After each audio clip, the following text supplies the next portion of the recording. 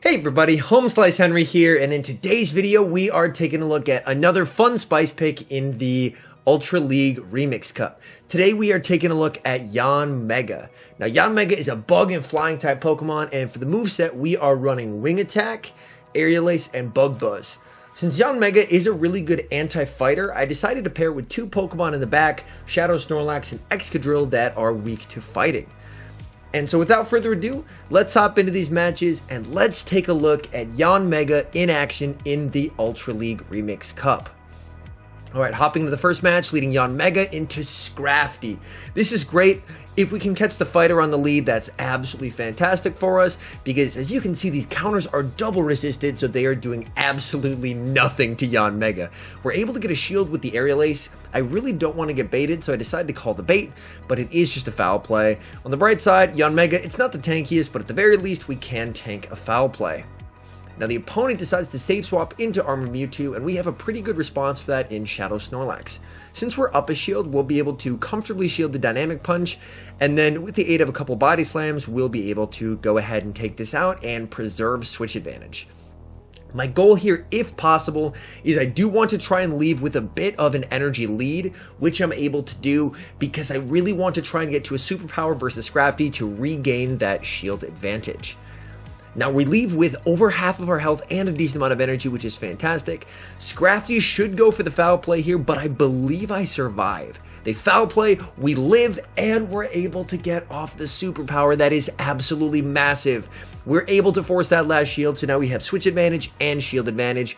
We bring in the Yanmega. I accidentally overtap and throw a Wing Attack, but we're able to get to the Aerial Ace, and Aerial Ace takes out the Scrafty, but they have a Politoed in the back, so things are looking rough for us, as unfortunately Excadrill does very poorly against Politoed. My only win con is to try and throw on this CMP tie, because if they're able to overfarm here and get to 2 Weather Balls, they're going to kill my Excadrill, but we're able to force the CMP tie on the Bug Buzz. They throw the Weather Ball, and now I can aggressively switch into the Excadrill, and they're not going to be able to reach the 2 Weather Balls that they'll need to take out the Excadrill, and I'm able to take out the Politoed and get the win. So right off the bat, off to a good start, hopping straight into the next match, picking up an amazing lead in Serperior. They save swap Shadow Nidoqueen, and we have a hard punish in Excadrill. They throw after 5 poison jabs. This is just a poison fang, so I don't have to shield this. So I was a little confused by their play here, but I am going to go right away for the drill run before they get to a second move. They shield it up, and they throw another poison fang. Again, I'm not going to shield this because I can count, but at this point, I began to realize their plan. Their plan is to throw Poison Fangs because you can get to more of them in the hopes that they can burn the switch clock and switch out of this matchup. So now that I've realized that, it's actually a rather interesting strategy as they're able to burn the switch clock and bring in a Scrafty. So it turns out they're actually ABA weak to Yanmega. So their goal here is to try and bait out the Yanmega again. So then they're able to kill it with the Nidoqueen, and then hopefully Serperior can sweep in the back. A very cool strategy. Yanmega able to take out the Scrafty. In comes the Nidoqueen, but since I sneak through a Wing Attack, I think if I double shield, I can commit to the farm down, and I should be able to leave with 2 loaded Aerial Aces to take out the Serperior. They throw again, we get another Wing Attack through. That is absolutely massive. We're able to farm down, and now we have 2 Aerial Aces loaded. My defense is debuffed, so even though we are double resisting the fast move, I am going to bank the move and switch out into the Shadow Snorlax, and from here, the game is basically over. There's not really anything the Serperior can do. They can go for the Frenzy Plant there, but it's just not going to be doing enough damage. We're going to be able to get off this Body Slam, which gets them very low, and at this point, they see the writing on the wall, and they just let us lick them down, and we're able to take the win. Alright, hopping into the next match, leading Yanmega into Politoed. Now this is not a great lead for Yanmega, but unfortunately Excadrill has a pretty terrible matchup with it as well. So I'm definitely going to be staying in this lead and trying to do as much damage or as possible or get a shield. Honestly, either works. We are going to build up a bit past the Aerial Ace and throw. And one nice thing about running Pokemon that people aren't necessarily, expecting is a lot of the times they don't know the moveset, and that can cause them to shield moves that they don't have to shield. So we're actually able to get a shield with the Aerial Ace here, and I'm going to shield this up because unfortunately I didn't throw the move. I really need to get it off, but then they make a nice swap and they catch the Bug Buzz onto Galvantula. Fortunately, my Excadrill does outpace the Galvantula, so we're able to throw the Drill Run in the middle of their third Volt Switch before they get to a move, and we're able to take them out. Now, Politoed is still very much alive, and unfortunately will outpace us here, so we will have to take a Weather Ball, which hurts quite a bit. Excadrill is exceedingly frail, as you can see. One Weather Ball almost KOs. Excadrill, while it has a similar typing to G-Fisk, plays very, very differently, as it's exceedingly frail and a lot more attack-weighted than G-Fisk is. We let them take us out, and now we're going to bring in the Snorlax and try and lick down, and they have a Drapion in the back. Oh my goodness, we try and do a sacrificial swap. Unfortunately, we fail it. They're able to overfarm before they throw the Crunch to take us out. Them throwing the Crunch there tells me that Crunch is their cheapest charge move, so they're running Crunch and Sludge Bomb. And so now from here, I know that since Crunch is their cheapest, they'll probably go straight Crunch in this situation, and my Shadow Snorlax can survive 2 Crunches without having to need to shield. At this point, again, I'm letting this go because I know I'll have to eat another one, and I'm able to survive it, which is fantastic. And we're going to be going straight for the Body Slam. Body Slam does get the shield, and now it's a race, and I'm thinking I'm going to have to throw here, but I really can't afford to catch, so I wait a second, I throw in the middle of their fast move animation so they're not able to do a sacrificial swap onto the Politoed. It takes them out. Politoed comes back in, but we're able to lick down. So Yanmega beats a triple XL sweaty team. You love to see it. Hopping into the next match, an amazing lead versus Hariyama. And they are going to save swap into a Shadow Claw Typhlosion, and the game decides to have a bunch of lag. You love to see it. So now I'm just going to go for the Aerial Ace. We get a shield, which is nice, and now we bring in the Excadrill. Blast Burn would probably kill an entire herd of Excadrill, so we definitely have to shield that up. Fortunately, Shadow Claw is only doing neutral here instead of the super effective moves from Incinerate, so that's not too bad for us. Again, we're definitely going to have to commit the shield, and at this point, due to the lag, I had lost count, so I'm not going to overfarm. I'm going to throw right away because switch advantage is going to be very important in this game. I need to keep Yanmega aligned with the Hariyama. They bring the Hariyama back in to commit to the farm down, but Excadrill is able to reach a Drill Run, and Excadrill hits pretty hard. Even against the bulky Hariyama, that does a ton of damage. Now, even if they have Heavy Slam, Yanmega can definitely tank a Heavy Slam. Heavy Slam is a very, very bad move. So Heavy Slam, yeah, that's fine. Yanmega tanks it. They have Armor Mewtwo, and we're able to get to the Bug Buzz. Oh my goodness, here we go. Does huge damage to the Armored Mewtwo. You absolutely love to see it. Even if this is a dynamic punch, Shadow Snorlax doesn't care. It's going to let that go. Farm down, and we have a move loaded, and the opponent concedes the match. Oh man, they were not ready for Yanmega. Alright, terrible lead in Jirachi, so we're going to save swap into our soft counter of Excadrill, and we bait out a Scrafty. The nice thing is they were slightly slow on that swap, and depending on how slow they are on the swap here, we may be able to get to a second Drill Run and force a shield. They do go for the power-up punch there. Come on. And on 1 HP, one more counter takes us out. We're able to get to the Drill Run, and we're able to get shield advantage. That's something, if you guys notice, I run a lot of ABB-style teams, and typically, if I lose the lead and I have to switch out, my goal is, if I can get switch advantage, great, but if I can't, then I really want to get either shield advantage or energy advantage. Here, this is just a power-up punch. I was counting, so we don't have to shield that. And we have the Bug Buzz to throw at the Jirachi if it comes back in. And they bring in a Politoed. So very nice read there, because Politoed can tank a Bug Buzz better than Jirachi. They bring out the Jirachi, but we have our Shadow Snorlax, and the lick damage will really start to add up here. Unfortunately, I really don't want to lower my attack and defense, so I'm thinking what I should probably do is throw a resisted Body Slam, and then commit to the lick down to leave with some energy to throw at the Politoed. So we are able to get that off, which is very nice. And these confusions do really start to add up, but if we lick down, we will leave with a nice amount of energy to threaten the Politoed with, which is perfect. Politoed comes in, there's a bunch of lag again. I will say last night's battles were exceedingly lag-filled. Please, Niantic, can you work on mitigating the lag? That would be much appreciated. And we're able to get both moves off, which is great. And we're able to catch the move onto Yanmega, which is exactly what we needed to do.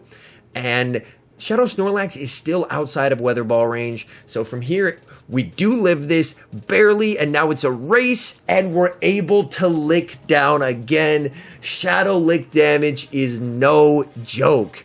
Hopping into the next match, again, a Politoed lead. As we've seen, we are ABA weak to this thing, so our lead Pokemon and Excadrill are both weak to it, so we just stay in here and try and do as much damage as we can while we're here. Again, going for the Aerial Ace, and let's see if we can get a shield this time, or if they just let it go. We do get a shield. That is very, very nice. You love to see that right off the bat. Weather Ball coming through, that's fine.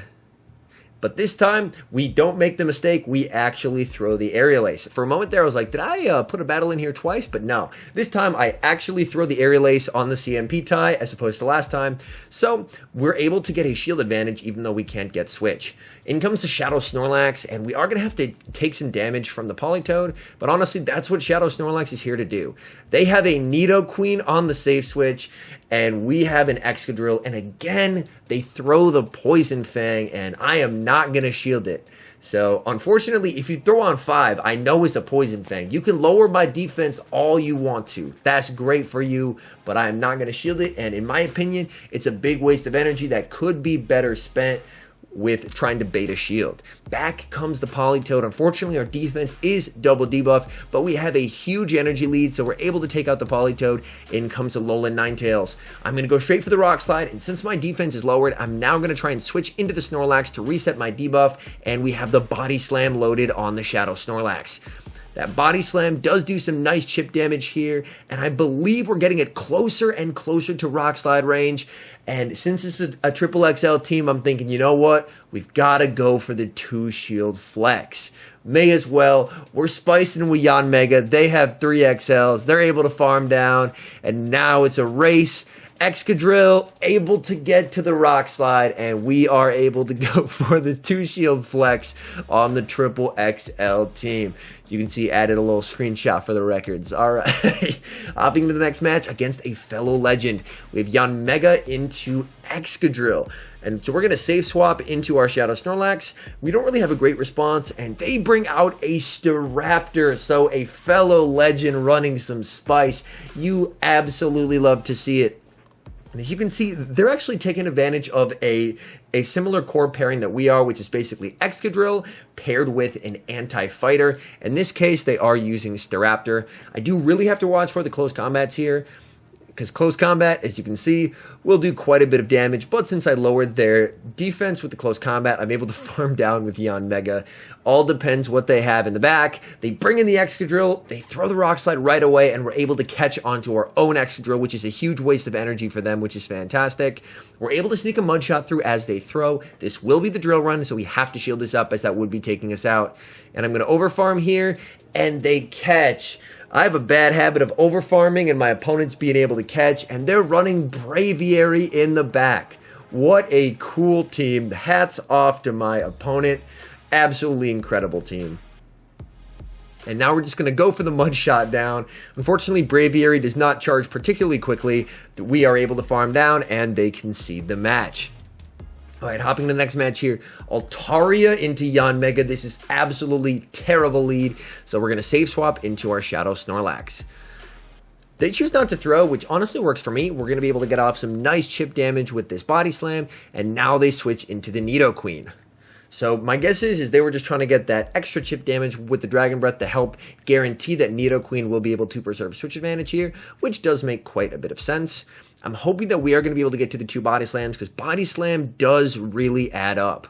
We're able to get the shield there, and unfortunately not quite able to get to 2. But now we're going to bring in the Yanmega basically to try and get some utility out of it, because Yanmega is not going to be doing too well against Altaria. We're going to overfarm just a little bit and go for the Aerial Ace. And now we are going to have to trust in Excadrill. We're going to aggressively switch into Excadrill. And I believe they're short. This should just be a Poison Fang. That's fine. And we're going to try and trust in Excadrill to take us to where we want to be. All right. So Rock Slide does big damage on the Altaria, and at this point I'm thinking the win con is Mud Shot down the Altaria. If we can leave with a bunch of energy, hopefully we can take on whatever's in back. The fact that they brought in the Altaria, they could be weak in the back, so we're going to have to commit both shields here. All right, second shield goes up. Can we Mud Shot down? Come on, Excadrill! We're able to Mud Shot down. We have no shields. We're absolutely loaded on energy. It all depends what they have in the back. And it's a G-Fisk. We can do this. We can pull this off. First draw one, I just need to not let them catch. And they catch. Oh my goodness. Again, if I just threw it right away, I would be fine. Because here, you're going to see, even though I'm able to reset my debuff, one Drill Run does not KO an XL Galarian Stunfisk. It's just too tanky for that. So even though we're able to get to the Excadrill, the move on the Excadrill, that is unfortunately not going to take us out. So unfortunately, my move gets caught again after overfarming. I should really just start throwing it when I get it, because people are almost anticipating the overfarm. Terrible lead versus Skarmory, and we're going to save swap into our Shadow Snorlax and bait out a Scrafty. This is definitely not ideal. Hard counted on the lead, hard counted on the swap, but hopefully with our superpowers, we can try and force a shield from the Scrafty. We're going straight for the superpower. Now let's see if we can land this. Superpower gets the shield, and unfortunately not quite able to get to the second one as they opt to throw the power-up punch. So they are double buffed here, which is a little rough. Yanmega comes in, but we are able to get to the Aerial Ace. Downside, Aerial Ace, pretty bad move. So Aerial Ace here does not KO, and we are going to have to eat a move. But health on Yanmega is irrelevant in this game because Skarmory walls it. So we're just going to have to trust in our Excadrill and a potential Yanmega sack swap to win us this match. See what they have in the back, and they have a Drapion. So they are taking super effective damage from ground, so this could be doable. All right. Unfortunately, Drapion is exceedingly spammy, so we are going to have to take one move. We take the crunch, and now my thinking is if we can commit to the farm down here, we should be able to leave with a bunch of energy and maybe get to the rock slides that we need to take out Skarmory. We also may need to do a sacrificial swap. Skarmory comes in, and we are going to be throwing that rock slide. And Rock Slide, as you can see, we are going to need 3 Rock Slides to KO plus a 4th to get a shield. So we're probably going to have to use Yanmega as a sacrificial swap. We're very carefully timing our charge moves there. So we're giving them a free extra turn of energy so they can't sneak in any extra fast moves. And again, going for the Rock Slide here. And we've got them low. We have to try and sack. And they see it coming, they don't throw, and they're going to be able to take out the Excadrill and give us the win. So unfortunately, we were hard countered on the lead in the save swap there. We almost pulled off a win, just weren't quite able to do so.